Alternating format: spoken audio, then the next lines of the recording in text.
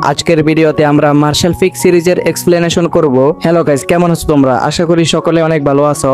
তো আজকে আমরা মার্শাল ফিক এপিসোড 1 এর এক্সপ্লেনেশন করব। তো ভিডিওটি শুরু করা যাক।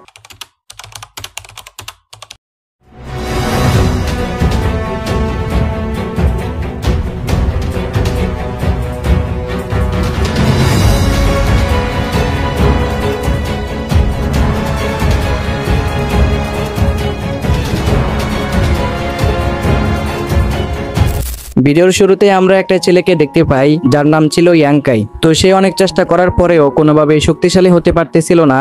যতবারে অন্যদেরকে লড়াই করার জন্য চ্যালেঞ্জ করত ততবারই সে হেরে যেত।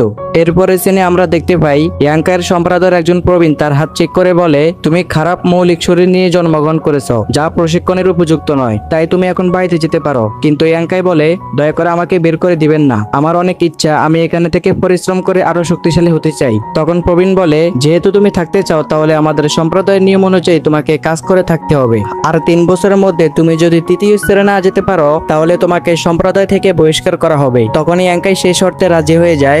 এরপরে সিনে আমরা একজন সিনিয়রকে দেখতে পাই যার নাম ছিল জাও ডিংজুন। আমরা সংক্ষেপে তাকে ডিংজুন বলবো। তারপরে ইয়াংকাই ডিংজুনকে তার সাথে লড়াই করার জন্য বলে, যা শুনে সবাই তাকে নিয়ে মজা করতে থাকে। এরপরে ইয়াংকাই ডিংজুনের সাথে লড়াই করতে শুরু করে, কিন্তু কোনোভাবেই তার সাথে পারতেছিল না। তারপর ডিংজুন তাকে একটা ঘুষি মারলে সে পড়ে যায়, কিন্তু তারপরও সে হাল ছাড়ে না, আবার উঠে তার সাথে লড়াই করতে শুরু করে। তারপর আমরা গাছের মধ্যে একটা মেয়েকে দেখতে পাই যার নাম ছিল জিয়া নিংশান। আমরা সংক্ষেপে তাকে নিংশান বলবো। তো নিংশান গাছের উপর থেকে ইয়াংকাইয়ের হেরে যাওয়ার সংখ্যা লিখতেছিল, আর অন্যদিকে তার ক্লাসমেটরা এটা বের করার চেষ্টা করেছিল যে ইয়াংকাই এ পর্যন্ত কয়টা ম্যাচ হারছে। তারপর আমরা দেখতে পাই ইয়াংকাই আবার উঠে ডিংজুনের সাথে লড়াই করতে শুরু করে, কিন্তু এবার ডিংজুনের মাথা পুরো গরম হয়ে যায়। তাই সেই ইয়াংকাইকে অনেক জোরে জোরে মারতে থাকে, যার ফলে ইয়াংকাই আরো খারাপভাবে আহত হয়ে যায়। তারপর ডিংজুন যখন সবাইকে ধন্যবাদ দিচ্ছিল তখন পিছন ফিরে দেখে ইয়াংকাই লড়াই করার জন্য আবার উঠতেছে।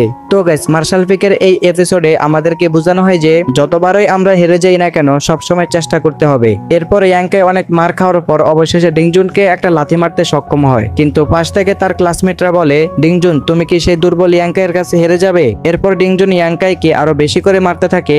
এক পর্যায়ে সেই ইয়াংকাইয়ের গলা টিপে ধরে। তারপর ইয়াংকাই আবার লড়াই করতে আসলে ডিংজুন ইয়াংকাইকে অনেক জোরে একটা লাথি মারে, যার ফলে ইয়াংকাই অনেক দূরে ছিটকে পড়ে। তারপর একটা ছেলে ইয়াংকাইকে মারতে আসলে গাছের উপর থেকে নিংশান একটা পাথর মেরে সেই ছেলেটাকে হাঁটু কেড়ে বসিয়ে দেয়। তারপর ছেলেটা বলে, আমি কেন তার সামনে হাঁটু কেড়ে বসলাম? তারপর তার বন্ধুরা এসে তাকে নিয়ে চলে যায়। এরপর আমরা দেখতে পাই নিংশান গাছের উপর থেকে নেমে এসেছে। তারপর নিংশান ইয়াংকাইকে টানতে টানতে একটা গাছের পাশে বসিয়ে দেয় এবং তার হাতে একটা ওষুধ ধরিয়ে দেয়। এরপর নিংশান বলে, তোমার কি মারা যাওয়ার ভয় নেই? কেন সব সময় তোমার থেকে যারা শক্তিশালী তাদেরকে চ্যালেঞ্জ করো? এরপর নিংশান সেখান থেকে চলে যায়। তারপর যখন বিকেল হয় তখন ইয়াংকাইয়ের জ্ঞান ফিরে এবং সে তার হাতে একটা ওষুধ দেখতে পায়। এরপর ইয়াংকাই বলে, আমি জানি না আপনি কে এবং কেন বারবার আমাকে সাহায্য করছেন, তবে আপনি যেই হন না কেন আমি একদিন আপনার ঋণ শোধ করব।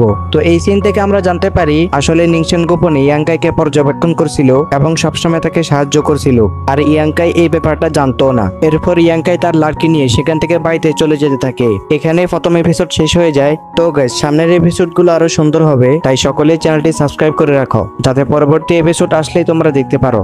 আর ভিডিওটি তোমাদের কাছে কেমন লাগছে কমেন্ট করে জানিয়ে দিও। তো সবাই ভালো থেকো, আল্লাহ হাফেজ। তো দেখা হবে পরের ভিডিওতে।